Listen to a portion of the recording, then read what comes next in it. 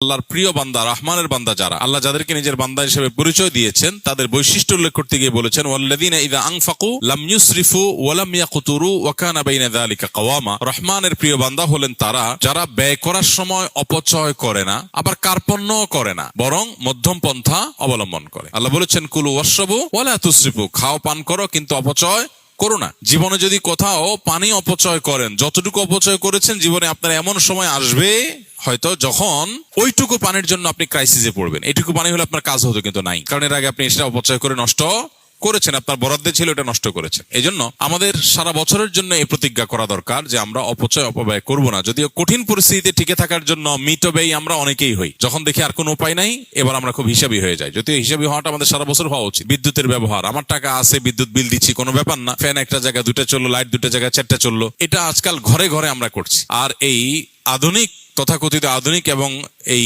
আপনার বর্তমান পৃথিবীতে আমাদের ঘর বাড়িতে যে পরিমাণ পানি আমরা অপচয় করি কল্পনাও করা যায় না। অজু করতে যে পরিমাণ পানি টেপে আমরা ব্যবহার করি, এটা যে ধরে রাখা হয় একটা বালতিতে, দেখা যাবে প্রায় 1 বালতি পানি চলে যাচ্ছে একজন মানুষ অজু করতে। অথচ নবী সাল্লাল্লাহু আলাইহি ওয়াসাল্লামের অজুতে 1 মুদ পরিমাণ পানি লাগে। একটা বড় গ্লাস হবে, একটা বড় গ্লাসের পরিমাণ 1 গ্লাস পানি দিয়ে তার অজু কমপ্লিট হয়ে যেত। তিনি গোসল করতে পেতেন এরকম আরেকটু বেশি পানি দিয়ে, খুব বেশি পানি তার দরকার হতো না গোসলের জন্য। এমনকি তিনি এও বলেছেন যে কেউ যদি সমুদ্রে থাকে, নদীতে থাকে, সেখানেও যদি তার অজু করার দরকার হয়, যে এখানে তো পানির অভাব নাই, সেখানেও যেন সে প্রয়োজন ছাড়া অতিরিক্ত পানি ব্যবহার না, কারণ আল্লাহর কাছে এর জন্য জবাবদিহিতা আছে।